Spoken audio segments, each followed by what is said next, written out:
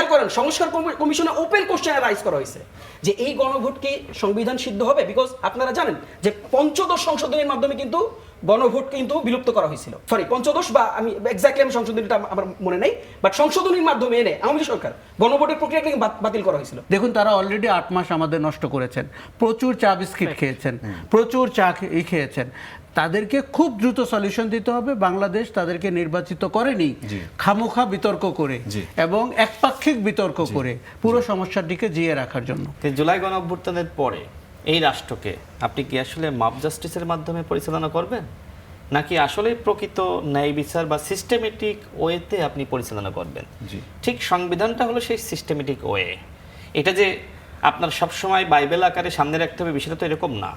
কিন্তু গণঅভ্যুত্থানের পরে অন্তর্বর্তীকালীন সরকার একদিকে সংবিধান তারা মেনে শপথ নিল, এই রাষ্ট্রপতিকে মেনে তারা তার হাতেই শপথ নিল, পরবর্তীতে 6 মাস পরে তারা বলে যে এই সংবিধান মানে না, 1 বছর পরে বলে যে এই রাষ্ট্রপতি মানে না। নেতা বদলায়, দল বদলায়, জন্ম নেয় নতুন দল, কিন্তু সাধারণ মানুষের ভাগ্য কি আসলে বদলায়? আশ্বাস আর প্রতিশ্রুতির ভিড়ে আমরা খুঁজবো বাস্তবতার প্রতিফলন। আমাদের কাজ প্রশ্ন করা, দেশ ও মানুষের স্বার্থে প্রশ্ন আমরা করেই যাব। থাকবে মত ও ভিন্ন মতের শ্রদ্ধা। স্টার নিউজের কড়া আলাপে আজকে আপনাদের সাথে আমি ফারাবী হাফিজ।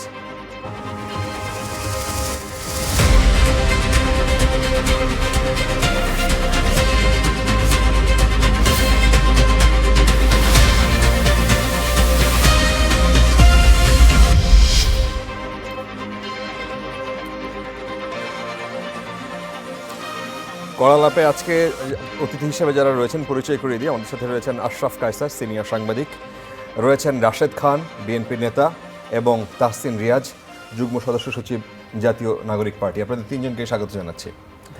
আমরা আলোচনা করতে চাই বিভিন্ন ইস্যু এখন বাংলাদেশে বিরাজমান, বিশেষ করে জ্বালানি তেল এবং সংসদের উত্তপ্ত অবস্থা। সংসদের উত্তপ্ত অবস্থা নিয়ে আমরা একটু আগে আলোচনা করতে চাই। তাহসিন রিয়াজ, আপনাকে দিয়ে শুরু করি। গণভোটের রায় বাস্তবায়নের দাবিতে বিক্ষোভের ডাক দিয়েছে জামায়াত এনসিপির নেতৃত্বাধীন 11 দলীয় জোট। শনিবার বিকেলে রাজধানীর বাইতুল মোকাররমের উত্তর গেটে বিক্ষোভ সমাবেশ অনুষ্ঠিত হওয়ার কথা। আপনারা সেই কর্মসূচির কথা প্রকাশ করেছেন গণমাধ্যমে, আমরা দেখলাম। প্রশ্ন হচ্ছে যে এটা কি মানে খুব তাড়াতাড়ি হয়ে গেল না, মানে এত সহজেই ধৈর্যচ্যুতি হয়ে গেলেন, নাকি এটা সম্মিলিত সিদ্ধান্ত আপনাদের ছিল? আন্তরিকভাবে ধন্যবাদ জানাচ্ছি যারা আমাকে শুনছেন দেখছেন, এবং ধন্যবাদ জানাচ্ছি আমার সাথে অত্যন্ত শ্রদ্ধা দুজন সহ আলোচক আছেন। দেখেন, এটা ধৈর্যচ্যুতির মানে ম্যাটার না, এটার ম্যাটার হচ্ছে এটা একটা রাষ্ট্রের একেবারে ফান্ডামেন্টাল এসেন্সের ম্যাটার। বরং যে রিয়াকশনটা বিরোধী দল দিচ্ছে, এই রিয়াকশনটাকে আমি মনে করি এটা এখন পর্যন্ত এটা খুবই ছোট রিয়াকশন। এটার বিপরীতে আজকে যে ঘটনাগুলো আমরা সংসদে দেখেছি, সেই ঘটনার বিপরীতে জুলাইয়ের মতন করে একটা রিয়াকশন আসা দরকার ছিল, বাট আনফর্চুনেটলি সেটা এখন পর্যন্ত হয়তো হয়নি। এখন পর্যন্ত হয়তো সরকার দলের কাছেই মেসেজটা নেওয়ার সুযোগ আছে যে তারা আসলে কি করছে। যে ঘটনার প্রেক্ষিতে আজকে কর্মসূচিগুলো এসে আপনি হয়তো নিশ্চয়ই খেয়াল করেছেন যে আপনি যদি জুলাইয়ের দিকে তাকান, জুলাই আসলে কেন সংগঠিত হলো, এটা কিন্তু আমার আপনার ইন্ডিভিজুয়াল কোনো ম্যাটারের রিয়াকশন না। রাষ্ট্র প্রশ্নে, রাষ্ট্রের মানে মানবাধিকারের প্রশ্নে, গণতন্ত্রের প্রশ্নে যখন আমরা দীর্ঘদিন ধরে ফাটল দেখছিলাম, দীর্ঘদিন ধরে যখন আমরা অবিচার দেখছিলাম, সেটার বিস্ফোরণ কিন্তু জুলাই বিপ্লব ছিল। এর মধ্যে একটা অন্যতম ঘটনা, সেটা হচ্ছে গুম। যেই গুমের ঘটনাগুলো আমাদের প্রত্যেকে কাঁদিয়েছে, আমাদের প্রত্যেকের অন্তরকে নাড়া দিয়েছে। আজকে সেই পার্লামেন্টে কিন্তু আপনার গুম প্রতিরোধ ও প্রতিকার কমিশন যেটা ইন্টারিম গভর্নমেন্ট ফর্ম করেছিল, সেটাকে কিন্তু আজকে বাতিল করার জন্য সুপারিশ করা হয়েছে। কতটা আনফর্চুনেট, এটা কতটা ধিক্কারজনক, এটা কি আপনি ভাবতে পারেন? সেই পার্লামেন্টে ইলিয়াস আলীর স্ত্রী বসা, সেই পার্লামেন্টে কিন্তু হুম্মাম কাদেরের মতন লোক বসা, সেই পার্লামেন্টে কিন্তু আরমান ভাইদের মতন লোক বসা, যারা 16 বছর, 15 বছর, 13 বছর, কারো কারো পুরো জীবনের গুরুত্বপূর্ণ সময় যারা আয়না ঘরে বন্দি থাকা অবস্থায় কাটিয়েছে, গুম থাকা অবস্থায় কাটিয়েছে। আপনি কি আমাকে একটা প্রশ্ন উত্তর দিতে পারেন? আপনার উত্তর দেওয়ার দরকার নেই, এই প্রশ্নটা জনগণের কাছে থাক। আপনি কি উত্তর দিতে পারেন যে কি কারণ তৈরি হলো যে এই সরকারকে গুম প্রতিরোধ প্রতিকার কমিশন বাতিল দিতে হচ্ছে, আপনি মানবাধিকার কমিশন বাতিল দিতে হচ্ছে? কেন বাতিল দিতে হচ্ছে? আপনি কমেন্ট করেছেন মানবাধিকার কমিশন বাতিলের ক্ষেত্রে যে এটা কোনো মন্ত্রণালয়ের অধীনস্থ নয়। মানবাধিকার কমিশন তো স্বাধীন কমিশন, এটা যদি ইন্ডিপেন্ডেন্টলি ফাংশন করতে না পারে, সরকার দল যখন দুর্নীতি করবে, তাদেরকে ধরবে কে? আপনি দুর্নীতি দমন কমিশনের যে প্রসেস দেখেন, ইন্টারিম এটা সাজেস্ট করেছে, সাজেস্ট কি একা একা করেছে? সেখানে কি এই পুরো আলোচনায় বিএনপি ছিল না? এই পুরো আলোচনায় রাষ্ট্রের সকল রাজনৈতিক দল ছিল না? সেই আলোচনায় কি এসেছে? এটা ইন্টারিমের স্বার্থ তো আমি দেখি না, এটা তো জনগণের স্বার্থ ফারুক, এটা আপনার স্বার্থ, এটা আমাদের সকলের স্বার্থ। আশরাফ কায়সার ভাইরা যারা কোনো পলিটিক্যাল লেগেসি নিয়ে ঘোরে না, যারা রাষ্ট্রের প্রশ্নে যারা শব্দ উচ্চারণ করে, এটা তাদের স্বার্থের প্রশ্ন। তারা গুম হতে পারতেন, তাদেরকে আগামী 2 মাস পর গুম করা হতে পারে। তো রাষ্ট্র প্রশ্নে আপনি খেয়াল করে দেখেন, রাষ্ট্র প্রশ্নে বলা হয়েছে দুর্নীতি দমন কমিশনের নিয়োগ প্রক্রিয়া কি হবে। আপনি জানেন যে এটা একটা সময় আমরা চেক অ্যান্ড ব্যালেন্স ছিল না, রাষ্ট্রপতি 2টা কাজ করতে পারতেন, প্রধানমন্ত্রী নিয়োগ এবং আরেকটা আমি জাস্ট ইমিডিয়েট ভুলে গেছি, আরেকটা কাজ তার আওতাধীন ছিল। সেই জায়গাটাতে বলা হয়েছে এটা চেক অ্যান্ড ব্যালেন্সের মধ্যে দিয়ে একটা সার্চ কমিটি গঠন হবে। ভাই, এই সার্চ কমিটি গঠন হয়ে এটা যদি একটা পরিচ্ছন্ন, একটা পরিষ্কার প্রক্রিয়ার মধ্যে দিয়ে যদি একজন নিরপেক্ষ, একজন ভালো ব্যক্তি যদি এই দুর্নীতি দমন কমিশনে নিয়োগপ্রাপ্ত হন, এই সুবিধাটা আমাদের কি সবার না? এই সুবিধাটা কি বিএনপির না? এই সুবিধাটা কি সেই গুম খুনের এই 16 বছরের যারা নির্যাতনের শিকার তাদের না? এই দেখেন, এই প্রক্রিয়া আজকে আমরা 10% আওয়ামী লীগ, তারাও তো এটার অ্যাডভান্টেজ পাবে না? কে এটার অ্যাডভান্টেজ পাবে না আমাকে বলেন? যে ধরনের কমিশন আপনারা বাতিল করার জন্য আজকে সংসদকে আপনারা রীতিমতন আপনাদের সাংবিধানিক ব্যাখ্যা বিবৃতির মায়াজালে ফেলে আপনারা বাধ্য করলেন, সেটা তো আসলে আপনি বললেন কি সুপ্রিম কোর্টের যে স্বাধীন আলাদা প্রক্রিয়ার জন্য যে সচিবালয়, একটা কার্যক্রমও ইভেন চলমান হয়ে গিয়েছিল ইন্টারিমের সময়। কেন ভাই, কি সমস্যা ছিল বলেন তো? আমাদের রাষ্ট্রে যতগুলো মানে অঙ্গে, খেয়াল করে দেখেন, এটা খুবই গুরুত্বপূর্ণ, আমাদের রাষ্ট্রে এই 16 বছর যতগুলো অঙ্গে প্রবলেম হয়েছিল, যতগুলো ইনস্টিটিউট রাষ্ট্রের জনগণের বিরুদ্ধে অবস্থান নিয়েছিল, সেই সমস্ত ইনস্টিটিউটকে রিফাংশনাল করার জন্য, জনগণের জন্য এটা করার মানে প্রক্রিয়ায় ফেলার জন্য যতগুলো অধ্যাদেশ সেখানে আনা হয়েছে, সেই অধ্যাদেশের বিরুদ্ধে আজকে বিএনপি অবস্থান নিয়েছে। This is very unfortunate. এবং আমি আপনাকে একটা গুরুত্বপূর্ণ কথা বলি, যেটা আমাদের we should understand, we should know. সেটা কি জানেন? সেটা হচ্ছে যে দেখেন, খেয়াল করে যেই প্রক্রিয়াগুলোর মধ্যে দিয়ে আজকে বিএনপি পার্লামেন্টে বসে সুন্দর সুন্দর বক্তব্য দিচ্ছে, যেই প্রক্রিয়ার মধ্যে দিয়ে আজকে এত সুন্দর একটা ইলেকশন, এত বড় একটা সংসদ আজকে প্রতিষ্ঠিত হচ্ছে, গরম গরম সুন্দর সুন্দর বক্তব্য দিতে পারতেছে, ইভেনচুয়ালি তারা কোনো না কোনো জায়গায় এসে সেই প্রক্রিয়াগুলোকে ডিনাই করছে। এই যে আপনি নিজেকে যেই জায়গায় নিয়ে যাচ্ছেন, নিজেকে যেই যে বলে না যে দেখেন, আপনি সবাইকে কিন্তু হাইকোর্ট দেখানো হয় এখন, তো আগে তো হাইকোর্ট দেখানো হইতো, এখন দেখানো হয় হচ্ছে কনস্টিটিউশন, যে ইয়ার কাছে যাও, কনস্টিটিউশনের কাছে যাও। দেখেন, আমরা যদি ফান্ডামেন্টাল কোশ্চেন অ্যারাইজ করা শুরু করি, তাহলে কিন্তু অনেক কিছু, যেমন একটা খুবই গুরুত্বপূর্ণ ফান্ডামেন্টাল কোশ্চেন অ্যারাইজ হয়েছে, আপনি নিশ্চয়ই এটা নোটিস করেছেন, সেই কোশ্চেনটা হচ্ছে অ্যাটর্নি জেনারেলের নিয়োগ প্রক্রিয়া। এটা কোন সংবিধান মোতাবেক হয়েছিল বলেন তো? অ্যাটর্নি জেনারেলের নিয়োগ প্রক্রিয়া হয়েছে, আপনি যদি বলেন, যেটা অ্যাটর্নি জেনারেল এখন আইনমন্ত্রী, উনি যে উত্তরটা দিয়েছেন, উনি উত্তর কি দিয়েছেন বলেন তো? উত্তর দিয়েছেন যে প্রক্রিয়ায় হচ্ছে হয়েছে, যে প্রক্রিয়ায় উপদেষ্টা পরিষদ গঠন হয়েছে। না, ভুল কথা। তার নিয়োগের বিজ্ঞপ্তিটা এখন খোলেন, আমি চ্যালেঞ্জ করছি, এখন খোলেন আপনি। তার নিয়োগ প্রক্রিয়া হয়েছে আপনার, আমি বলে দিই আপনাকে, তার নিয়োগ প্রক্রিয়ার যে প্রসেস ছিল, সেই প্রসেস হচ্ছে, আপনি কি প্রজ্ঞাপনটা পড়ছেন? 43(3) তাকে যেই প্রক্রিয়া নিয়োগ দেওয়া হয়েছে রাষ্ট্র, সেটা 106 না। 106-এ আপনি উপদেষ্টা পরিষদ গঠন করেছেন, ভালো করে বোঝেন। আপনি 106-এর মাধ্যমে আপনি উপদেষ্টা পরিষদ গঠন করেছেন। এটা একটা ক্রাইসিস মোমেন্ট। ক্রাইসিস মোমেন্টে আপনি কি করেছেন? আপনাকে সংবিধান সাজেস্ট করেছে আপনি বিচার বিভাগের কাছে পরামর্শ নেন। আচ্ছা, এটা কত তারিখে হয়েছে? 8 তারিখে হয়েছে। তাহলে অ্যাটর্নি জেনারেল নিয়োগ পেয়েছে কত তারিখে? 2 দিন আগে।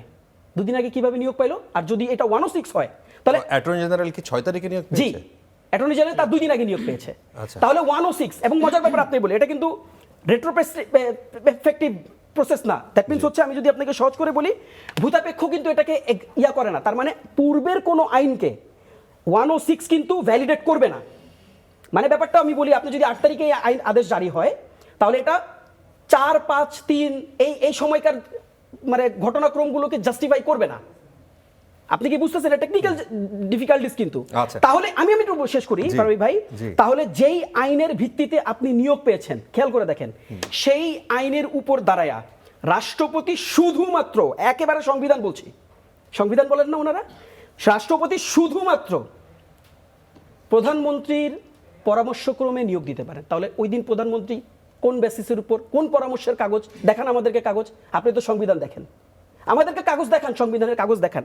আপনি আমাদেরকে সংবিধানের কাগজ খুঁজান। আর আপনি নিয়োগ পেয়েছেন যে প্রক্রিয়ায়, সেই নিয়োগ প্রক্রিয়া আপনি আমাদেরকে বলেন যে, আবার আপনি আপনাকে আর মজার প্রশ্ন বলি, শোনেন, সংবিধান সংসদ ভাঙছে না? সংসদ ভাঙছে কিসের উপর ভিত্তি করে? সংসদ ভাঙছে হচ্ছে 48-3। তাহলে 48-3 সংসদ যদি ভাঙে, সেই প্রক্রিয়া কি রাষ্ট্রপতি কি সংসদ ভাঙতে পারে একা একা? আমাকে উত্তর দেন। আপনি তো সংবিধান দেখাচ্ছেন না, উত্তর দিতে হবে। আপনি যদি সংবিধান দেখান, তাহলে সংবিধানের ভিতর থেকে আপনাকে প্রত্যেকটা স্টেপ বর্ণনা করতে হবে।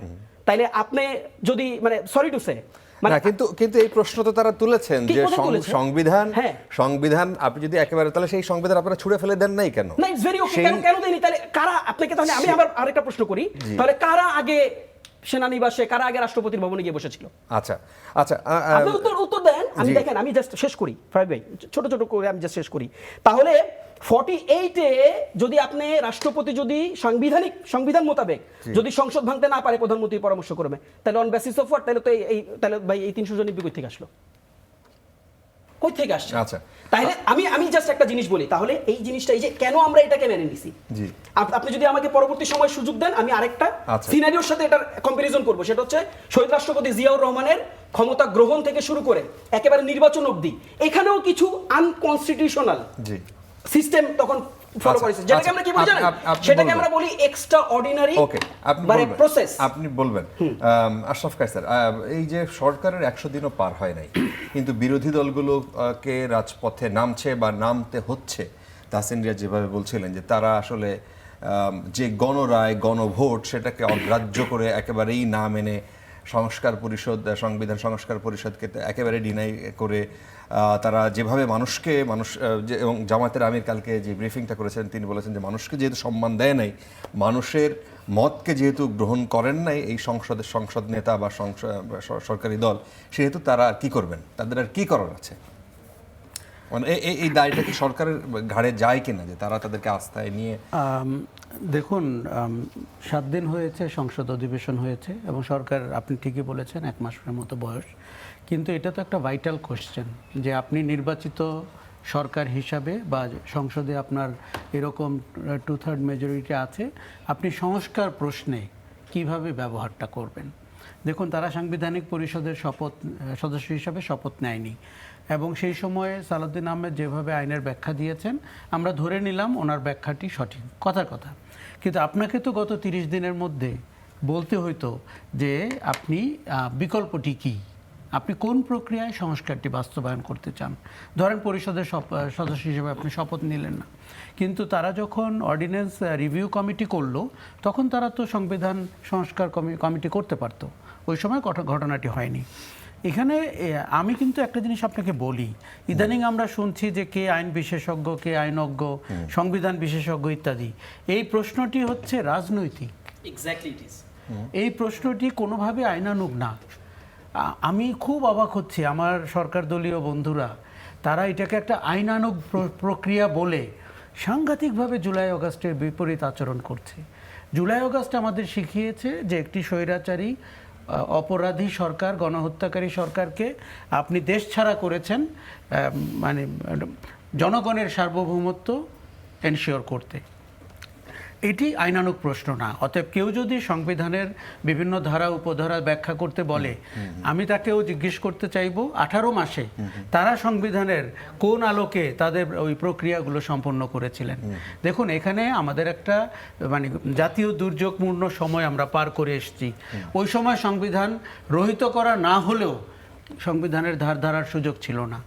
হ্যাঁ, আপনি যে প্রশ্নটি করেছেন, কেন বিপ্লবী সরকার হয়নি, কেন আপনারাও বঙ্গভবনে গেলেন, কেন সেনানিবাসের সাথে দৌড়িয়ে সবাই মিটিং করতে গেল, এগুলো ভুল হয়েছে। ধরেন হতে পারতো একটি, এমনকি সরকারে এই যে আপনি বয়োজ্যেষ্ঠ ব্যক্তিবর্গকে এনে 18 মাসে কিছুই করতে পারলেন না, এই ব্যর্থতার দায়ও যারা সরকারের সাথে তখন ঘনিষ্ঠ ছিল, বিশেষ করে আমি তরুণ নেতৃত্বের কথা বলবো, তাদের ঘাড়ে বর্তাবে। বিএনপি কিন্তু যথেষ্ট নিরাপদ দূরত্ব বজায় রেখেছে। বিএনপি তখন থেকে ইঙ্গিত দিয়েছে। বিএনপির কোন প্রতিনিধিত্ব ছিল ছিল না সেই সময়? না, অবশ্যই 5 ছিল, আগস্টে? অবশ্যই ছিল, কিন্তু আর পরবর্তীতে? না, অবশ্যই ছিল, খুবই কিন্তু strong প্রতিনিধিত্ব না, কিন্তু ছিল। বিএনপি তো রাষ্ট্রপতির ওই যে আপনি বলছিলেন যে এই রাষ্ট্রপতি কেন কন্টিনিউ করতে পারলো, ওই ইস্যুতে তো বিএনপি তরুণদের সাথে যায়নি, জি। এক্স্যাক্টলি। ঠিক কিনা? Right. আমি একটা কথা বলি, 5ই আগস্ট একটা অবাক বিস্ময়ের ঘটনা ঘটে গেছে, এটির জন্য আসলে কেউ প্রস্তুত ছিল না। ফলে আমাদের সরকার গঠনটাও তড়িঘড়ি করা হয়েছে, সংবিধান মানা হয়েছে কি হয়নি। এই যে বলছেন আপনি বিচারপতিদের মতামত নিয়েছেন, তারা তখন কোথায় ছিল? এই প্রশ্নের উত্তর তো কেউ দিতে পারেনি। কাজেই আমরা অনেক প্রশ্ন আছে, না করলে আমাদের সবার জন্য একটা কমফোর্টেবল না, সিচুয়েশন হবে। এবং সেই বিচারপতি কোন বিচারপতিরা? না, আমি সেটাই বলছি। এখন শুনেন, আপনি এখন ক্ষমতায় সরকারে গেছেন, সংসদে দাঁড়িয়ে 30 মিনিট কথা বলতে পারেন, তাই বলে আপনি একপাক্ষিকভাবে সংবিধানকে একমাত্র আপনিই ধারণ করেন, এই আচরণটি আমার ধারণা জুলাই আগস্টের সাথে যাচ্ছে না।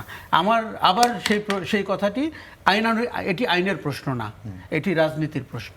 আপনি কি বাংলাদেশের রাজনৈতিক সদিচ্ছা আছে কিনা রাষ্ট্রের সংস্কার করার, রাজনীতির সংস্কার করার, সুশাসন নিশ্চিত করার এবং সাংবিধানিক প্রতিষ্ঠানগুলোকে জনগণের অভিপ্রায় অনুযায়ী পরিচালনা করার? দেখুন, বিএনপি বারবার এখন বলছে যে আমরাও অক্ষরে অক্ষরে জুলাই সনদ বাস্তবায়ন করতে চাই এবং আদেশটি হচ্ছে প্রতারণার দলিল, তাই তো?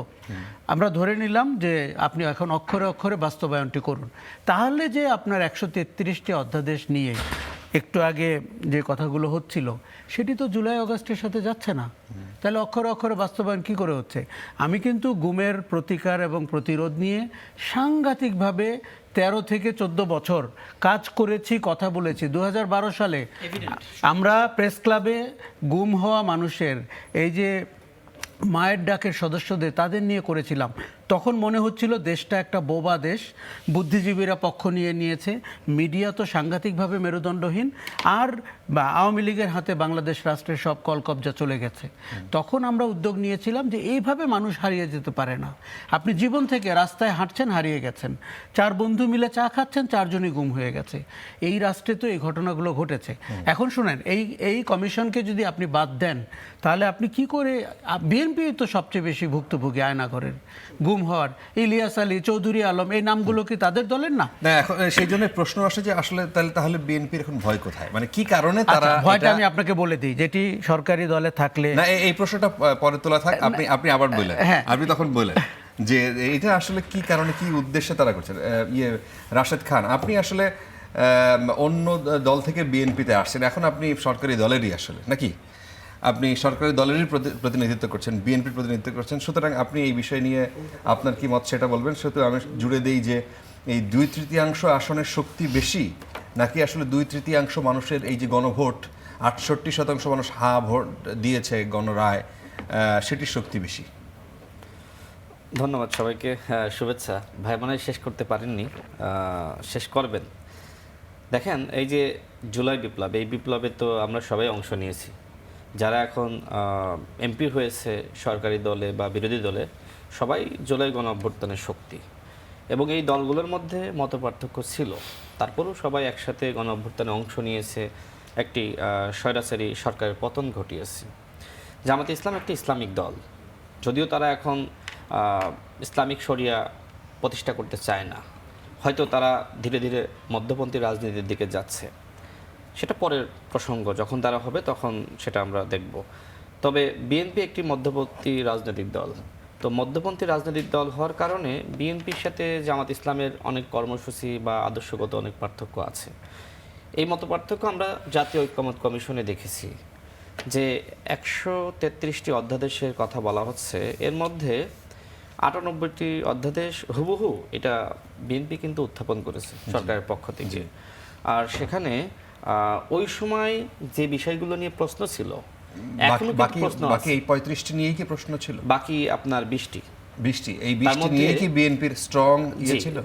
সেখানে নোট অফ ডিসেন্ট ছিল। বিষয়টা কিরকম, মনে করেন যে সরকার একভাবে চেয়েছে, জামাত ইসলাম একভাবে চেয়েছে, বিএনপি ভিন্নভাবে চেয়েছে। বিষয়টা এরকম না যে বিএনপিটা চাচ্ছে না, মানে বিএনপির সেখানে কিছু ভিন্ন মত ছিল, এবং বিএনপি সেই অধ্যাদেশগুলোতে বিএনপি লিখে দিয়েছিল যে আমার এইটা প্রয়োজন। তাহলে এখন যদি বিএনপি সরকার এই বিলগুলো 20টি বা 16টি এটা যদি এখন উত্থাপন করে, তাহলে তো এটা পাস হয়ে যাবে, তাই না? তাহলে বিএনপির যে নোট অফ ডিসেন্ট ছিল সেটা কি আসলে কোনো ফাংশন করলো না? তাহলে কি করতে হবে? তাহলে অবশ্যই এই বিষয়গুলো নিয়ে আলোচনা করতে হবে। বিএনপির যেহেতু ভিন্নমত ছিল, সেই ভিন্নমত তো এখন যদি 133টি তারা পাশ করে, তাহলে ওই ভিন্নমত নিয়ে তো বিএনপি আর কাজ করতে পারবে না। আর ভিন্নমত থাকা তো অন্যায় না, সেখানে নোট অফ ডিসেন্ট তো জামাতের ছিল, এনসিপি ছিল, অন্যান্য দলের ছিল। সুতরাং এই বিষয়গুলো এখন মানে সেখানে উত্থাপিত হয়নি, এর মানে এই নয় যে এটা পুরোপুরি বাতিল হয়ে গেছে। এইটা নতুন নতুন কমিটি গঠন করে এটা আসলে আলোচনা করার সুযোগ আছে। নিশ্চয়ই আপনি শুনেছেন যে গতকাল জামাত ইসলামের পক্ষ থেকে বলা হয়েছে যে সাংবিধানিক সংস্কার বা সংশোধন যে কমিটি হবে সেখানে তারা মোটামুটি সমান সমান চায়। এই যে কমিটি গঠিত হচ্ছে, এইটা তো আলোচনার সুযোগটা আছে। এখন যদি বিরোধী দল এইভাবে তারা প্রপাগান্ডা ছড়ায় যে সব বাতিল করে দিয়েছে, এখন আসেন এই যে গণভোট অধ্যাদেশ বাতিল করা হলো, বলা হচ্ছে না, আমি শেষ করি, আমার ব্যাখ্যাটা আমি দিয়েছি, আমার ব্যাখ্যাটা আমি দিয়েছি। দেখেন, গণভোট অধ্যাদেশ বাতিল করা হলো, এই কথা বলা হচ্ছে না যে গণভোট অধ্যাদেশ, মানুষ তো মনে করতেছে তাহলে কি আসলে ওই যে গণভোটটা ফলাফল যেটা হলো ওইটা কি বাতিল? আসলে তো না। আমি একটু ব্যাখ্যা দিই। দেখেন, এই যে গণভোট, এর জন্য তো একটা অধ্যাদেশ জারি করা হয়েছিল। তো গণভোট আসলে কখন হয়? আপনি নিশ্চয়ই একজন বিখ্যাত আইনজীবী স্বাধীন মালিক তার বক্তব্য শুনেছেন। তিনি বলেছিলেন যে পৃথিবীর প্রায় প্রতিটা রাষ্ট্রেই গণভোট জাতীয় নির্বাচনের পরে হয়। আজকে যে সংকট বা সমস্যা সৃষ্টি হয়েছে, এই সংকট বা সমস্যা আসলে কারা সৃষ্টি করলো? অন্তর্বর্তীকালীন সরকার। এখন মনে করেন যে বিএনপি যে 20টা অধ্যাদেশ তারা উত্থাপন করলো না। যদি বিএনপি ওই সময় প্রস্তাব করেছিল যে জাতীয় নির্বাচনের পরে গণভোট হবে, তখন এইভাবে আমরা মানে আমাদের যে বিষয়গুলোতে ভিন্নমত রয়েছে আমরা যদি জাতীয় সংসদে সেটা আলোচনার মধ্য দিয়ে আমরা সমাধান করতে পারি, ওকে। আর না পারলে তখন আমরা গণভোটে যাব। কিন্তু সরকার সেই কথা মানলো না, বিএনপি মানলো না, বা অন্যান্য দল মানলো না। বাধ্য হয়ে বলা যায় তখন বিএনপি প্রস্তাব করলো ভিন্ন, যেহেতু জাতীয় নির্বাচনে চক্রান্ত ছিল। এবং এই চক্রান্তর কথা কিন্তু আসিফ মাহমুদ নিজেই বলেছে যে আমাদেরকে সেই ডিপ স্টেট বলেছিল যে আমাদের 29 সাল পর্যন্ত ক্ষমতায় থাকার জন্য। তো বিএনপি এটা জানতো যে এটি চক্রান্ত বা ষড়যন্ত্র হতে পারে, যে কারণে বিএনপি তখন নির্বাচনটা কৌশলগতভাবে আদায় করার জন্য তারা কিন্তু একই দিনে গণভোট, একই দিনে জাতীয় নির্বাচনের প্রস্তাবটা তারা করলো। এবং সেই প্রস্তাব আমরাও করেছিলাম, কারণ আমরা বুঝতেছিলাম যে জাতীয় নির্বাচন নিয়ে এক ধরনের চক্রান্ত হচ্ছে। তো জাতীয় ঐক্যমত কমিশনের যে ভিন্নমতগুলো ছিল, সেই ভিন্নমতগুলো এখনো রয়েছে।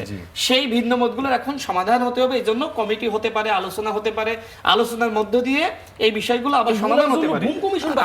আমি শেষ করি একটু। এই যে গণভোটের যে ফলাফল সেটা তো রয়ে গেছে, তাই না? বিএনপি মনে করেন যে তারা সংস্কারের 100টা প্রস্তাবনার মধ্যে 80টি তারা মেনে নিয়েছিল, তাহলে বাকি 20টা, এই 20টা নিয়ে আলোচনা হতে হবে। তো সেই আলোচনাকে আপনি বিএনপিকে করতে দিবেন না? ওই সময় তো বিএনপি সহ কয়েকটা দল তারা তো কিছু ভিন্ন মত দিয়েছিল, কিন্তু অন্তর্বর্তীকালীন সরকার পরবর্তীতে প্রতারণা কিভাবে করলো দেখেন। গণভোটে গেল, সেই অধ্যাদেশ কি করেছিল, সেখানে 4টা প্রশ্ন আর একটা উত্তর, যেটা মনে হয় কায়সার ভাই অসংখ্যবার কিন্তু বলেছে যে 4টা প্রশ্ন আপনি দিলেন, তাহলে অন্তর্বর্তীকালীন সরকার তো ওই সময় সমাধান করতে পারতো যদি 4টা প্রশ্নে তারা 4টা উত্তর দেওয়ার সুযোগ রাখতো। অথবা এই যে 133টা অধ্যাদেশ আপনি সবগুলো ভোটে দিতে পারতেন, দেন নাই কেন? সংকট বা সমস্যা, 4টা প্রশ্ন যদি থাকে 4টার উত্তর কিভাবে দিতেন? একবার দিতেন হ্যাঁ অথবা না, অথবা আবার হ্যাঁ, আবার না, আবার হ্যাঁ। 4টা প্রশ্ন থাকবে, 4টা প্রশ্নের পাশাপাশি হ্যাঁ বা না, একটা যেভাবে আপনি উত্তর দিয়েছেন 4টা তো সেভাবে দেওয়া যেত। আমি মনে করি সেই সুযোগটা রাখেন না। আমি রাশেদের সাথে একটু যোগ করি যে ওই সময় প্রশ্নের যে বিন্যাস, যে বিষয়ের অবতারণা করা হয়েছে, তাতে অন্তর্বর্তী সরকার পেশাদারিত্বের পরিচয় দেয়নি। কিভাবে দেয়নি? যে ধরেন এভাবে যদি হতো যে ঐক্যমত্য কমিশনে নোট অফ ডিসেন্ট সহ যে সমস্ত প্রস্তাবনা এসছে আপনি তাতে হ্যাঁ কি না কিংবা না, তাহলে কিন্তু পুরো বিষয়টা আপনি কভার করতে পারতেন। আমি কিন্তু রাশেদের সাথে একমত। বিএনপি তখন কোন কোন বিষয়ে নোট অফ ডিসেন্ট দিয়েছে এটিও সংবাদ শিরোনাম হয়েছে, জামাত কোথায় দিয়েছে, এনসিপি কোথায় দিয়েছে। কিন্তু অন্তর্বর্তী সরকার যেভাবে প্রশ্নের বিন্যাস করলো, তাতে করে ধরেন আপনার প্রশ্নের উত্তরে বলি 4টির মধ্যে আমি 3টিতে হ্যাঁ বললাম, 1টিতে না বললাম, তার কি কোনো সুযোগ ছিল? ছিল না। তার মানে আপনাকে বান্ডেল অফার করতে হবে। আমি শেষ করি। তো আরেকটা ঘটনা দেখেন, যে সময় এনসিপি তো স্বাক্ষর করলো না জুলাই জাতীয় সনদে, আমরা স্বাক্ষর করলাম, ওই সময় দেখেন যে আমাদের সামনে কিন্তু দেয়া হলো উইথ নোট অফ ডিসেন্ট ওই পুস্তক। পরবর্তীতে এনসিপি বা জামাত ইসলামের চাপে যেটা করা হলো যে ওই নোট অফ ডিসেন্ট বাদ দেওয়া হলো। তখন কিন্তু বিএনপি প্রতিবাদ জানিয়েছিল। এমনকি যে সময় এই যে গণভোট অধ্যাদেশ এইভাবে প্রতারণা করে দেওয়া হলো, তখন বিএনপির সংগ্রামী মহাসচিব তিনি কিন্তু ওই সময় একটা প্রতিবাদ জানিয়েছিলেন। এখন যে বলা হচ্ছে যে বিএনপি তো, যেটা ভাই বললেন যে বিএনপি তো বলছে যে তারা অক্ষরে অক্ষরে তারা আসলে এই জুলাই জাতীয় সনদ বাস্তবায়ন করবে সেটা আসলে কিভাবে? দেখেন বিএনপি কিন্তু স্পষ্ট করেছে যে স্বাক্ষরিত জুলাই সনদের যে বিষয়গুলোতে বিএনপি সম্মত হয়েছে সেগুলো তারা অক্ষরে অক্ষরে বাস্তবায়ন করবে। এখন আপনি যে স্বাক্ষরিত, যেটা নোট অফ ডিসেন্ট সহ এই স্বাক্ষরিত শব্দ আপনি বাদ দিয়ে দিচ্ছেন, অর্থাৎ বিএনপি নির্বাচনের আগেও যে কথাগুলো বলেছিল এখনো সেই কথাগুলো বলছে। মূলত যারা এখন অপোজিশনে রয়েছে তারা তো তাদের পলিসিটা করবে, তাই না? সুতরাং তাদের কাজই তো আসলে মানুষকে বিভ্রান্ত করা, তাদের যুক্তি পাল্টা যুক্তি এগুলো জনসম্মুখে তুলে ধরা। এখন ওই সময় যদি সরকার বা ঐক্যমত কমিশন এই যে প্রতারণা এগুলো না করত, তারা যদি সমাধান করত, তাহলে আজকে এই নতুন বাংলাদেশের নতুন সংসদে এসে এই বিতর্ক, এই সংকট, এই সমস্যাগুলো আমাদের দেখতে হতো না। আমরা যে প্রত্যাশাগুলো কিন্তু ঐক্যমত্য কমিশনের কথা বলছেন আজকে যে তারা প্রতারণা করেছে, তারাই কিন্তু এই বিএনপির এই পরামর্শ নিয়েই তারা সেই সময় বলেছে যে বিএনপির পরামর্শ নিয়েই এই গণভোটের আয়োজনটা তারা করতে, এবং সেখানে লিডিং ভূমিকা কিন্তু এই বিএনপির ছিল। আমি ব্যাখ্যা করি, আমি তো সেখানে ছিলাম, সুতরাং আমি তো বিষয়টা জানি। সেখানে তো এই প্রস্তাবনাগুলো আমরাই দিয়েছিলাম, 9টা দল, সেখানে এনসিপি ছিল 9টা বা 8টা। আমরা বসেছিলাম যে এই যে জামাত এবং বিএনপির একটা মুখোমুখি অবস্থান, আমি তো ওই সময় গণ অধিকার পরিষদের সাধারণ সম্পাদক, করণীয় কি? তখন আমরা মূলত বিএনপির সাথে আলাদাভাবে বসেছিলাম, এমনকি জুনায়েদ সাকিব ভাই সেই সময় কিন্তু প্রস্তাবনা রেখেছিল যে আমরা জামাতের সাথে এবং বিএনপির সাথে আলাদা করে একটু আমরা বসি। তো সেই ধারাবাহিকতায় আমরা কিন্তু ওইটা পারমিশন নিয়ে নিয়েছিলাম, এমনকি আলী রিয়াজ স্যার আমাদেরকে বলেছিল যে আপনারা বসেন, নিজেরা একটু বসেন। তখন আমরা বসে বিএনপিকে বলি যে এখন যদি একই দিনে গণভোট বা একই দিনে জাতীয় নির্বাচনটা না হয়, তাহলে তো আসলে জামাত বা এনসিপি বা অন্যান্য দল নির্বাচনে আসবে না। তো বিএনপি সহ কয়েকটি দল এককভাবে নির্বাচনে গেল, সে আগের মতো হয়ে গেল, সে আওয়ামী লীগের মতো। সুতরাং তখন বিএনপিকে আমরা কিন্তু কনভিন্স করেছিলাম, এবং বিএনপি পরবর্তীতে এটাই বলে, যেহেতু আসিফ মাহমুদ নিজেই বলেছে যে চক্রান্ত ছিল নির্বাচন নিয়ে, অন্যান্য উপদেষ্টারা বলেছে, বিএনপি তো জানতো, কারণ বিএনপি অতীতে রাষ্ট্র চালিয়েছে। সুতরাং সেই চক্রান্ত যাতে কোনোভাবে বা সেই 1-11 আরেকটি যারা করতে চেয়েছিল সেই কুশীলভরা যাতে সফল না হয়, এজন্য বিএনপি কিন্তু একই দিনে জাতীয় নির্বাচন, একই দিনে গণভোট মেনে নিয়েছিল। এইটাও কিন্তু সরকারের একটি প্রতারণা ছিল। অর্থাৎ আজকে যে সমস্যাগুলো দেখছেন, এই সমস্যাগুলোর মূলে কিন্তু অন্তর্বর্তীকালীন সরকার। আচ্ছা তাহসিন রিয়াজ, এই সমস্যার মূলে যদি অন্তর্বর্তী সরকার হয়ে থাকে, আপনি একটু আগে আপনার বক্তব্য যখন দিচ্ছিলেন আপনি বলেছিলেন যে যেই অবস্থা ঘটানো হয়েছে সংসদে, জুলাইয়ের মতো আরেকটা গণ অভ্যুত্থানের মতো একটা কিছু ঘটে যাওয়ার কথা ছিল। আপনি তাই তো বলেছেন। আপনার কি মনে হয়, এই প্রশ্নটা এখন অনেকেই করেন, জুলাইয়ের গণ অভ্যুত্থানের পর এই সংস্কার নিয়ে মানুষের মধ্যেও যে এক ধরনের শকিং একটা ব্যাপার ছিল, মানে অন্তর্বর্তী সরকার আসার পরও এই দেশের দুর্নীতি, এই দেশের অনিয়ম, এই দেশের সরকার গঠন কিংবা সরকার গঠনের পর থেকে এখন পর্যন্ত যে অবস্থা, মানুষকে আবার মাঠে নামতে পারে? দেখেন প্রসেস, মানে প্রবলেমটা হচ্ছে এটা একটা রেটরিক।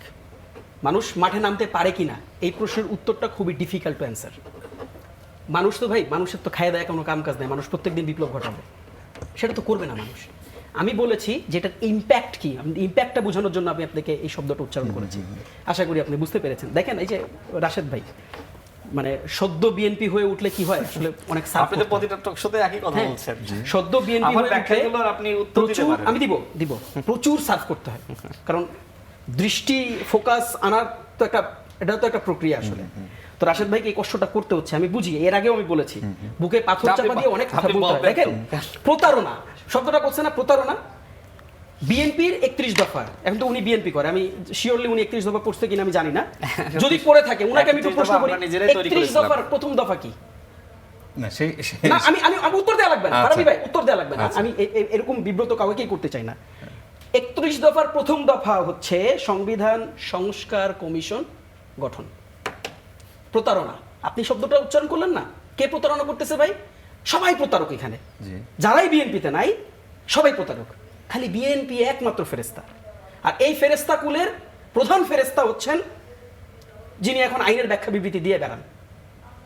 তারাই 31 দফায় বলেছেন তারা কি করবেন, স্বাধীন সংস্কার কমিশন করবেন। তাহলে স্বাধীন সংস্কার কমিশন, সংস্কার শব্দটা তারা নিয়ে আসছিলেন না, তাহলে ধরেন আমারটা মানলেন না, আমারটা মানতে তো সমস্যা না। এই স্বাধীন সংস্কার কমিশন কি সংসদের বাইরে গিয়ে হতে পারে না?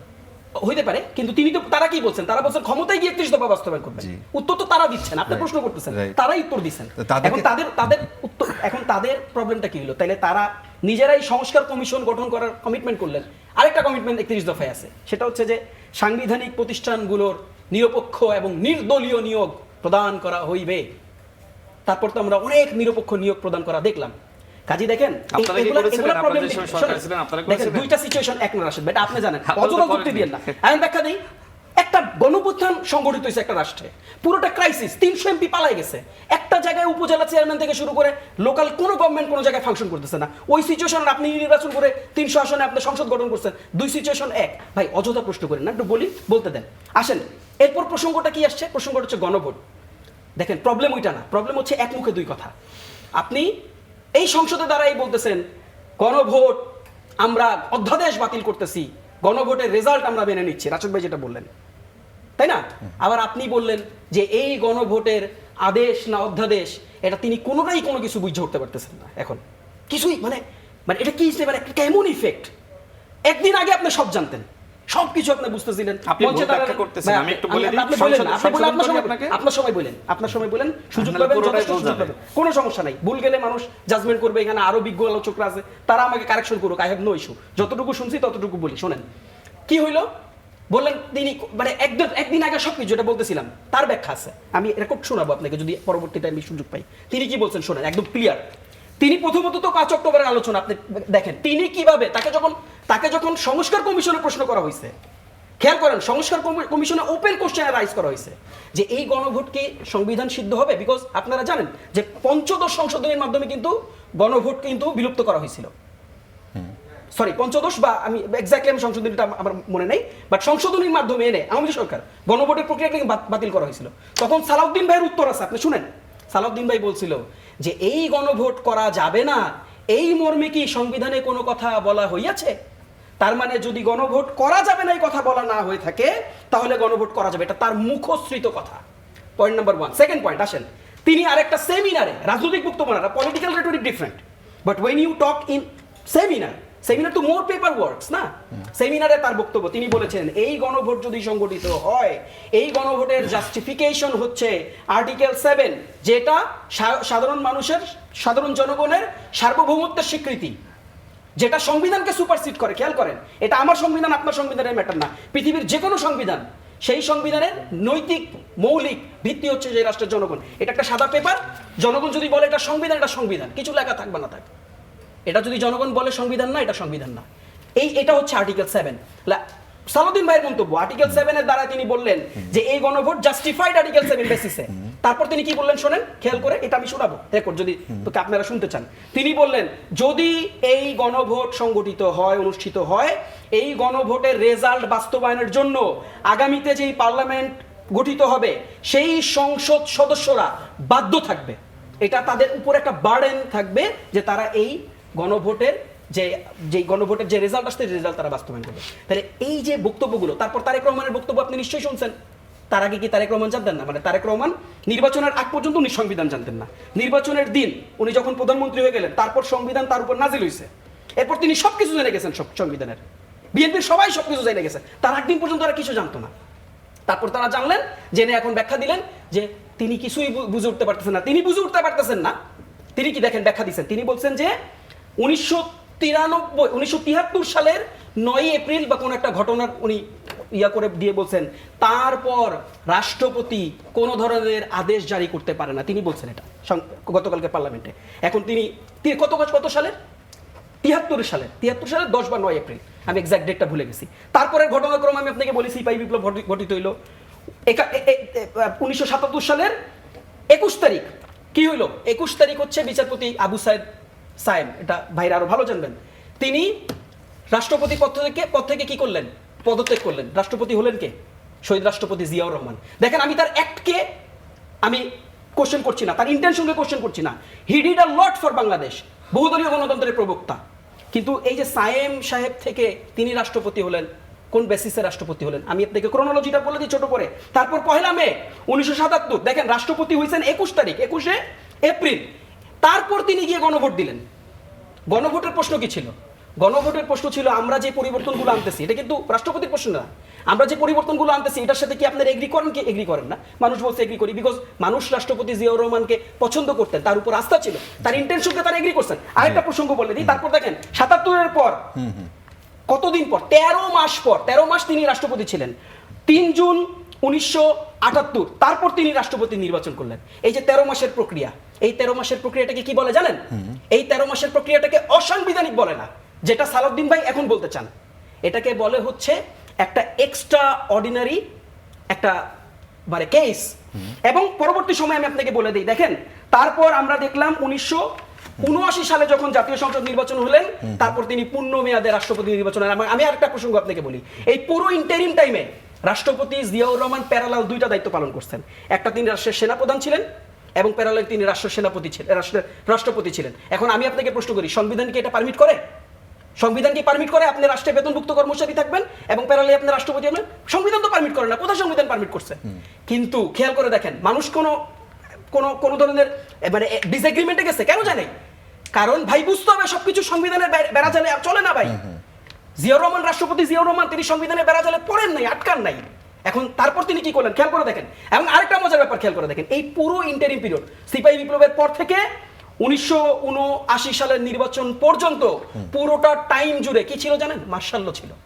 তারপর তিনি প্রথম অধিবেশনে বসে মার্শাল ল উইথড্র করলেন এবং এতদিন ধরে যতগুলো আদেশ অধ্যাদেশ জারি করা হয়েছিল, এই যে নির্বাচন হলো এর ফাঁকে, এই নির্বাচনের আদেশ অধ্যাদেশ কই থেকে আসছে? কই থেকে আসে? উনি বললেন 73 সালের পর থেকে নাকি কোন ধরনের আদেশ অধ্যাদেশ সবকিছু বন্ধ হয়ে গেছে, দুনিয়ার সকল দরজা বন্ধ। ওমা, এই দরজাগুলো কই থেকে খুললো ভাই? কোন সংবিধানে দরজাগুলো খুলে দেন? পারবে? আমি শেষ করে দিই। তাহলে প্যারালালি খেয়াল করে দেখেন, আমি কিন্তু বারবার বলেছি রাষ্ট্রপতি জিয়াউর রহমানের ইন্টেনশনকে আমরা শ্রদ্ধা করি, যার কারণে তো জনগণ বিস্ফোরণ নেই, জনগণ তাকে সাপোর্ট করছে, তারা সর্বোচ্চ মেজরিটি পাইছে। কিন্তু এই যে অ্যাক্টিভিটিগুলো, এই অ্যাক্টিভিটিগুলো কোন সংবিধান দিয়ে আপনি প্রশ্ন করবেন? কাজে দেখেন ভাই, সংবিধান দেখেন না। আমরা ছোট মানুষ, আমরা সংবিধান একটু কমই জানি, কিন্তু ভাই আমাদের কাছে কিন্তু অ্যাক্সেস টু ইনফরমেশন আছে। আমরা যদি অ্যাক্সেস টু ইনফরমেশনে ঢুকি, আমরা কিন্তু অনেক সংবিধান আমরাও চর্চা করতে পারি, ছোট জায়গা থেকেও করতে পারি। হয়তো আমরা এক্সপেরিয়েন্সড না, বাট আমরা কিন্তু ইলিটারেট না। আচ্ছা, পরিষ্কার। আশরাফ কায়সার, অনেকগুলো কথা আসছে এইখানে। ধরেন মোটা দাগে যদি বলি যে বিএনপি যদি এইভাবে বলে যে আমাদেরকে ফ্রেমিং করার চেষ্টা করা হচ্ছে, এখন পর্যন্ত এই গণভোটকে তারা বাতিল বলে নাই, এখন পর্যন্ত এই গণভোটের রায় তারা বাস্তবায়ন করবেন না এইটা তারা বলে নাই, তারা সময় নিয়েছেন। তারা যে কয়টা অবজারভেশনের কথা বলেছেন, এখন আপনি এর আগের প্রশ্নের শেষ যেখানে ছিল যে বিএনপি যদি এটা বাস্তবায়ন না করে তাহলে বিএনপির কী লাভ?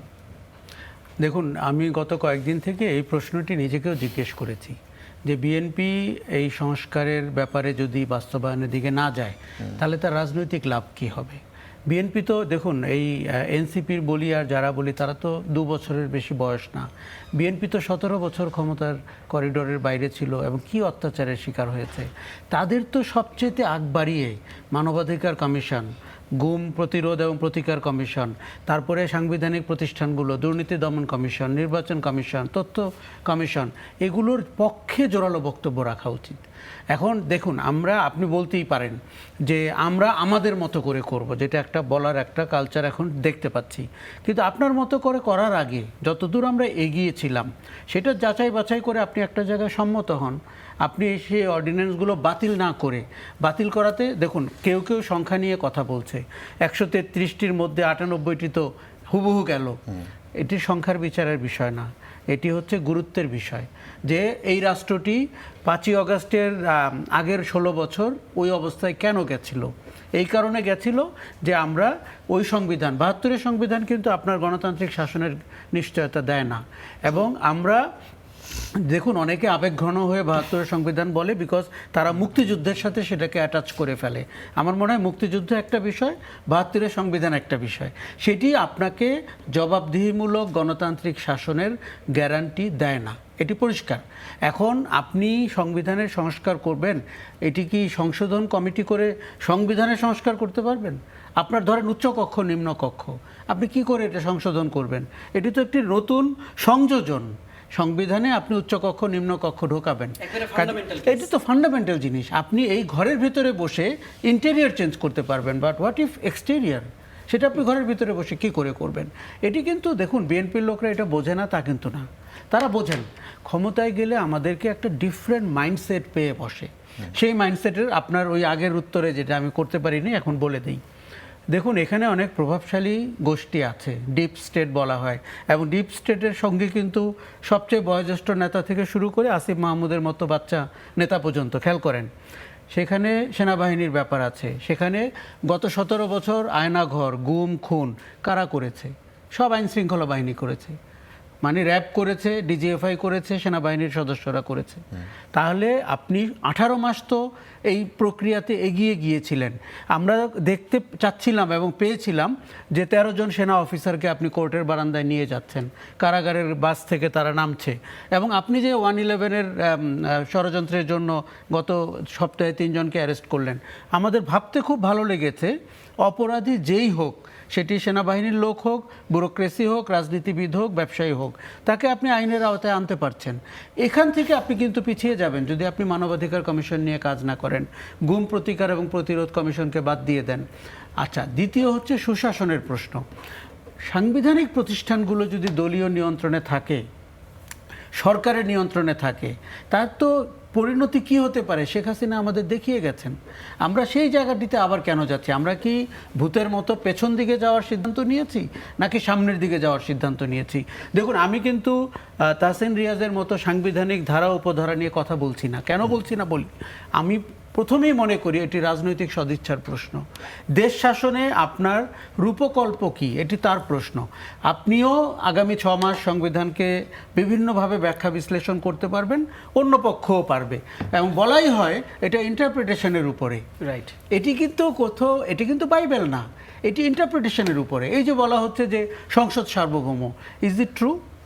জনগণ সার্বভৌম, তার প্রতিনিধি নির্বাচিত হয়, সে সংসদকে সার্বভৌম করে জনগণের অভিপ্রায় অনুযায়ী। এখন মানুষ তো ভোট দিয়েছে আপনার 70% হ্যাঁর পক্ষে, তাহলে সার্বভৌম সিদ্ধান্তকে আপনি কি 2/3 মেজরিটি দিয়ে কাউন্টার করছেন? এটি তো এক ধরনের ক্ষমতার দম্ভও বলা যেতে পারে। বিএনপিকে খুব ঠান্ডা মাথায় ভাবতে হবে, কোনো শাসন কিন্তু চিরস্থায়ী না, এটি আমাদের বুঝতে আমার মনে হয় সবার। আরেকটা জিনিস আপনাকে আমি বলি, আপনি বলছিলেন না যে এখনই বিরোধী দল রাস্তায় নামা ঠিক কিনা, মোটেই ঠিক না। দেখুন, মানুষ শেখ হাসিনার বিদায় চেয়েছে, এতে কোনো সন্দেহ নেই। 18 মাসে মব ভায়োলেন্স করে আমরা যেই জায়গায় মানুষকে নিয়ে গেছি, এবং ডক্টর ইউনূসের অপশাসন, মানে অথর্ব শাসন বলবো, সেটি করে যে জায়গায় নিয়ে গেছি, মানুষ এখন মুক্তি চায়, সে রেসপাইট চায়। সে মনে করছে ভাই এইসব সংবিধান সংস্কার না, আমার দ্রব্যমূল্য ঠিক করো, অর্থনীতি ঠিক করো। আপনি জানেন যে এখন এই যে পার্লামেন্টে এত অধিবেশন হয়েছে, স্বাস্থ্য নিয়ে কোনো কথা হয়েছে? হামের টিকা নিয়ে কোনো কথা হয়েছে? এনার্জি নিয়ে কথা হয়েছে? অর্থনীতি নিয়ে কথা হয়েছে? হয়নি। কাজেই আমরা এই আলোচনা, আমি আপনাকে একদম হলফ করে বলতে পারি, একটি রুমের মধ্যে 1 ঘন্টার আলোচনায় আপনি এই সব প্রশ্নের উত্তর সমাধান করতে পারবেন, যদি আপনার সদিচ্ছা থাকে। যদি না থাকে, আগামী 5 বছর আপনি এটি টানতে পারবেন, এবং বিরোধী দলও এটি নিয়ে 5 বছর রাজনীতি করতে পারবে। আমি কিন্তু সেই সুযোগ বিরোধী দলকে দিতে চাচ্ছি না, এমনকি সরকারকেও দিতে চাচ্ছি না। আমাদের দুর্ভাগ্য কী হবে জানেন? হাসিনা ছাড়া এবং তার কমান্ডাররা ছাড়া বাংলাদেশের সব লোক তো এক পক্ষ। তো এখন এরকম 3-4টি পক্ষ কি করে হলো? সংসদে নাকি প্রতি মিনিটে 2 লাখ টাকা করে খরচ হয়। তাহলে একজন যদি 30 মিনিট একটা বক্তৃতা দেয় নিজের অভিপ্রায় অনুযায়ী, রাষ্ট্রের অপচয়টি আপনি একবার চিন্তা করেন। আর রাজনীতির জন্য বাংলাদেশ আর কত সাফার করবে? সাংঘাতিকভাবে 54 বছরে বাংলাদেশ সাফার করেছে। বলা হয়, আমি রাজনীতি বিজ্ঞান পড়েছিলাম প্রায় 5 বছর, বলা হয় রাজনীতি নাকি সবচেয়ে প্রোগ্রেসিভ অংশ, সেটি সমাজকে টেনে নিয়ে যাবে, অর্থনীতিকে টেনে নিয়ে যাবে, মানুষকে আপনার অবারিত সুযোগ তৈরি করে দিবে তার অভিষ্ট লক্ষ্যে যাওয়ার জন্য। এখানে তো ঘটনা উল্টা। রাজনীতি আপনাকে শোষণ করে, মুখ চিনে চিনে বিচার নিশ্চিত করে, আপনার সাথে দুর্নীতি করে, আপনার উপরে অপশাসন চাপিয়ে দেয়। দেখুন, রাজনীতিবিদরা এগুলো শুনলে একটু ভয় পায়, আবার 111, আবার একটি ষড়যন্ত্র, এগুলো শুনতে চায়। কিন্তু ঘটনা হচ্ছে, এই পাটাতন, এই প্রেক্ষাপট তারাই তো তৈরি করে। আপনি যে আজকে সংসদে যে বিতর্ক দেখছেন, আমি পরিষ্কার আপনাকে বলে দিচ্ছি, এটা অহেতুক বিতর্ক। এটি বিতর্ক হচ্ছে রাজনৈতিক কারণে। দেখুন, বিএনপি যে নোট অফ ডিসেন্ট দিয়েছে, বিএনপির মতো বড় দল, এমনকি আমি নিজে তখন বলতাম বিএনপি অনেক কিছুতে একমত হয়েছে পরিস্থিতির বিবেচনায়। বিএনপি কেন, সবাই আজ করতে পেরেছিলাম যে 29 সালের আগে নির্বাচন নাও হতে পারে। কেউ যদি ওই যুক্তি দিয়ে তখন বাজারে আসতো, আপনার পক্ষে আর তখন যুক্তি ছিল না। আজকে যারা সংবিধানের কথা বলছেন, তাদের মতে 29 সালেই তো নির্বাচন হওয়ার কথা। খেয়াল করেন, কাজেই এক ব্যাখ্যা কিন্তু এক পক্ষে না, ব্যাখ্যা দুই দিকে আছে। এখন আপনি প্রেফারেন্সিয়াল দৃষ্টিভঙ্গি নিয়ে সংবিধানকে দেখছেন। সংবিধানকে আমি উচ্চ মার্গের কোনো ডকুমেন্টও মনে করছি না, আবার ছুঁড়ে ফেলে দেওয়ার মতো একটি ডকুমেন্ট তাও মনে করছি না। আপনাদের রাজনীতিবিদরা যারা পার্লামেন্টে গেছেন তাদের মূল কাজ জনগণকে সার্ভ করা, সেই জায়গায় সে নিজেকে কিভাবে জাস্টিফাই করবে? আমি তো কোনো সার্ভ করার অ্যাটিটিউড দেখছি না। আমি আপনাকে বলে দিই, এই যে শনিবার দিন তারা আন্দোলন করবে 11 দলীয় জোট, টু আর্লি। আপনি পার্লামেন্টে গেছেন 7 দিন, আপনি সরকারের সাথে বসতে পারছেন, আপনি কমিটির মেম্বার, আপনি আবার বলছেন কমিটিতে 50-50 অংশীদারিত্বও চান, আবার আপনি যাচ্ছেন বাইতুল মোকাররমের উত্তর গেটে। মানুষ সিক অ্যান্ড টায়ার্ড এই রাজনীতির চেহারা দেখে। দেখুন, ইলেকশনের আগে আমরা ভয় পেয়ে গেছিলাম যে বাংলাদেশকে আফগানিস্তান হয়ে যাচ্ছে কিনা। যেইভাবে নারীদের নিয়ে, নারী ওড়না পরবে না সালোয়ার পরবে, শাড়ি পরবে না স্কার্ট পরবে, এটি 2026 সালে কোনো রাজনীতিবিদের মূল এজেন্ডা হইতে পারে? এবং তারপরে তার কর্মঘণ্টা বেঁধে দেওয়া, মানে বাড়াবাড়ির একটা সীমা আছে। এই রাজনীতি কিন্তু কল্যাণের রাজনীতি না। দেখুন, আমাদের এখন দরকার, ইরানে যে যুদ্ধ শুরু হয়েছে, আপনাকে কল্যাণমূলক রাজনীতির কথা বলতে হবে। আমি আপনার এখানে আসার সময় প্রায় 2 কিলোমিটার লম্বা গাড়ির লাইন দেখে আসলাম। এইটা রাজনীতি। এই মানুষ এই রাজনীতি চাচ্ছে। মানুষ শোনেন, এক সময় সংবিধান সংস্কার শুনলে মানুষ মানে এমন হতে পারে, প্রতিবাদ করতে পারে যে এদেরকে আমরা আর চাই না।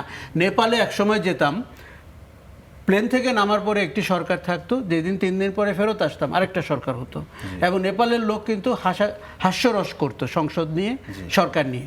আপনি যদি এখন সংসদকে হাস্যরসের জায়গা বানিয়ে ফেলেন, দেখুন কেউ কেউ বাগ্মিতা দিয়ে, তাদের পাণ্ডিত্য দিয়ে আপনাকে অনেক কিছু বলতে পারবে। আর সংবিধান হচ্ছে পাণ্ডিত্য প্রকাশের সবচেয়ে মোক্ষম জায়গা। কিন্তু এটি করা অন্যায় হচ্ছে।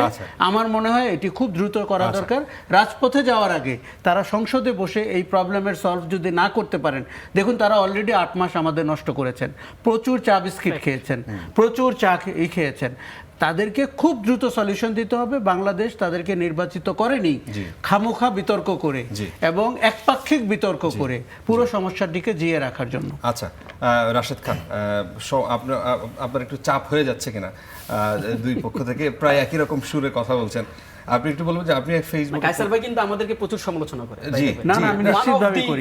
কায়সার সব সময় সমালোচনাই করেন, এই কারণে কাজে আমার পক্ষ না, এজন্য আমার তেমন কোনো বন্ধু নাই। জি জি, রাশেদ খান, আপনি যদি বলেন যে আপনি কি 72-এর সংবিধান ছুঁড়ে ফেলার পক্ষে, আবার হচ্ছে যে 5 থেকে 8 আগস্টের সংবিধান ছুঁড়ে না ফেলা যদি ভুল হয়ে থাকে, সেই ভুল কি জামায়াত ছাত্র প্রতিনিধিদের বলবেন?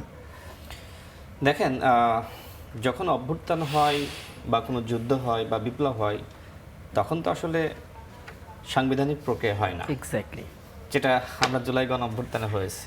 কিন্তু জুলাই গণ অভ্যুত্থানের পরে এই রাষ্ট্রকে আপনি কি আসলে মাপ জাস্টিসের মাধ্যমে পরিচালনা করবেন, নাকি আসলে প্রকৃত ন্যায় বিচার বা সিস্টেমেটিক ওয়েতে আপনি পরিচালনা করবেন?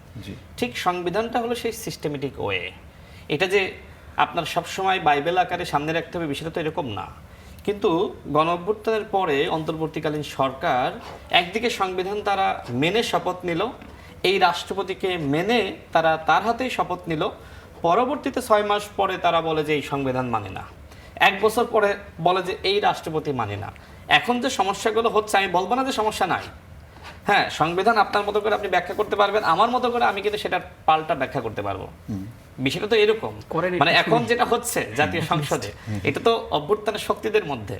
তো জামাত ইসলাম তাদের মতো করে তারা বক্তব্য দিচ্ছে, ঠিক একইভাবে বিএনপি সাংবিধানিক প্রক্রিয়ায় বক্তব্য দিচ্ছে, কারণ বিএনপি রাষ্ট্রকে একটা সিস্টেমের মধ্য দিয়ে নিতে চায়।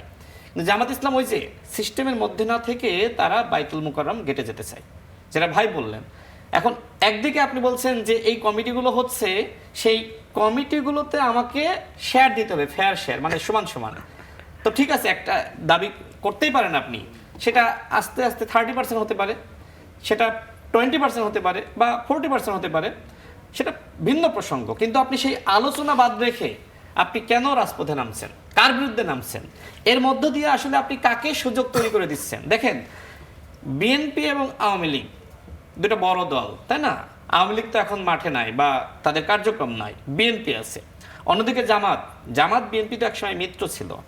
এই দুইটা দলের জন্যই ভয়টা কি আসলে কমন ভয়, কিন্তু সেটা হচ্ছে আওয়ামী লীগ। ভবিষ্যতে আওয়ামী লীগ ফিরলে বিএনপিকে যেমনিভাবে ক্ষতিগ্রস্ত হতে হবে, ঠিক একইভাবে জামাতকেও হতে হবে। সুতরাং এই জায়গাটা মাথায় রাখতে হবে। এখন আপনি ওই উত্তর গেটে প্রোগ্রাম করলেন, সেখানে যদি আওয়ামী লীগের কর্মীরা যুক্ত হয়, তা এই জিনিস মাথায় রেখেই কি এটা বাস্তবায়ন করবে না এরকম?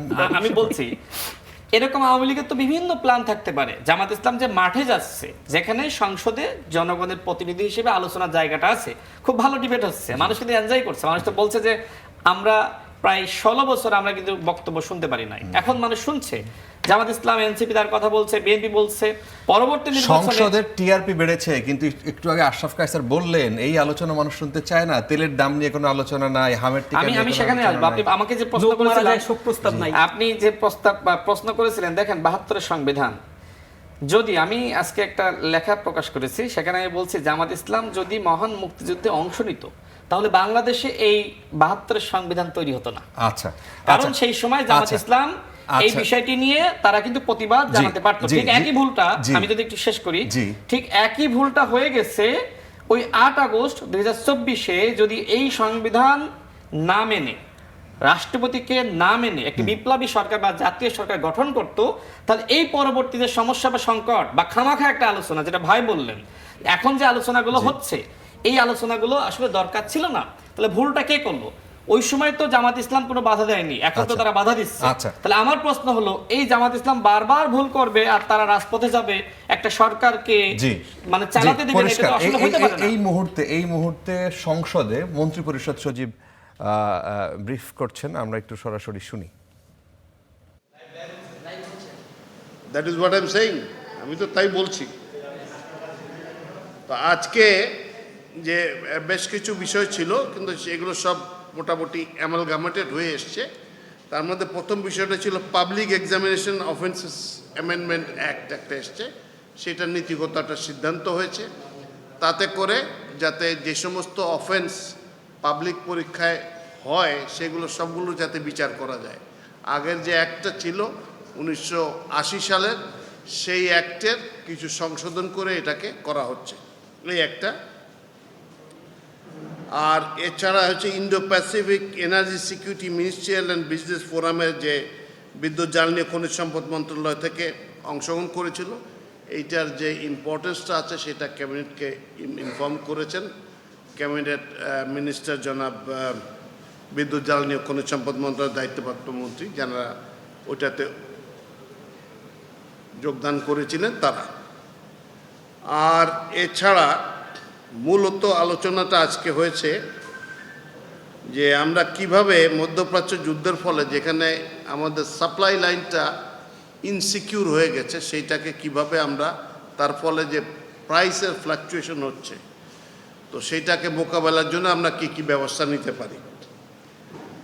তো এর মধ্যে বেশ কিছু সিদ্ধান্ত হয়েছে। তার মধ্যে একটা আছে যে বাণিজ্যিক অফিসগুলো আমরা কমিয়ে নিয়ে আসতেছি 1 ঘন্টা করে, 9টার থেকে 4টা পর্যন্ত অফিস চলবে, সকল অফিস। এটা সরকারি বেসরকারি সকল অফিস 9টার থেকে 4টা চলবে। আর ব্যাংকিংগুলো চলবে আওয়ার্স 9টার থেকে 3টা পর্যন্ত, 4টায় ব্যাংক বন্ধ হয়ে যাবে। শিক্ষার বিষয়ে শিক্ষা মন্ত্রণালয় যে বিভিন্ন জায়গায় যে চাহিদা আছে বিভিন্ন পর্যায়ে, সেটা বিবেচনা করে নিয়ে রোববার থেকেই কিছু আলাদা নির্দেশনা দেওয়া শুরু করবেন ইনশাআল্লাহ। এছাড়া সরকারি কিছু ব্যয় হ্রাস কমানো হচ্ছে। আগামী 3 মাস পর্যন্ত সরকারি কোনো নতুন যানবাহন ক্রয় করা হবে না, কোনো জলযান ক্রয় করা হবে না, কোনো আকাশযান ক্রয় করা হবে না, কোনো কম্পিউটার সামগ্রী ক্রয় করা হবে না। এছাড়া অভ্যন্তরীণ প্রশিক্ষণ যেগুলো আছে সেগুলো 50% বন্ধ করা হয়েছে, যে 50% কমিয়ে নিয়ে আসা হয়েছে। সরকারি অর্থায়নের সকল বৈদেশিক প্রশিক্ষণ বন্ধ করা হয়েছে পুনরাদেশ না দেওয়া পর্যন্ত। এছাড়া সভা সেমিনারে আপ্যায়ন ব্যয় 50% হ্রাস করা হয়েছে। জ্বালানি বিদ্যুৎ গ্যাস এই খাতে আমাদের যে ব্যয়টা হতো সরকারের, সেটা আরও 30% কমানো হচ্ছে। আজকের থেকে এটা এফেক্টিভ হয়ে গেলে তারপরে ব্যবস্থা করা হবে। এছাড়া ভ্রমণ ব্যয় যেগুলো প্রয়োজন নেই সেগুলো কমাতে বলা হয়েছে, এখানে আমরা 30% হ্রাস করে দিচ্ছি। তো এই সমস্ত সিদ্ধান্তগুলো নেওয়া হয়েছে।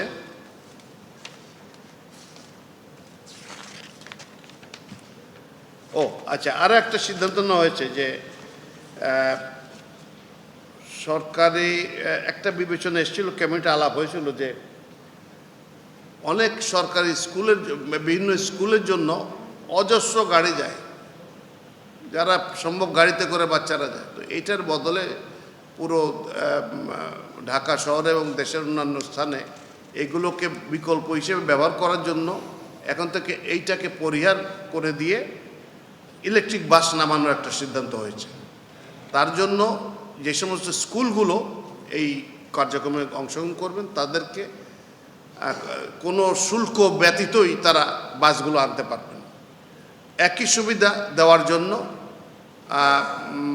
কমার্শিয়াল ক্ষেত্রে যারা বাস নেবেন অন্যান্য ক্ষেত্রে তারাও নিতে পারবেন, তবে তাদের ক্ষেত্রে 20% শুল্ক ধার্য করা হবে।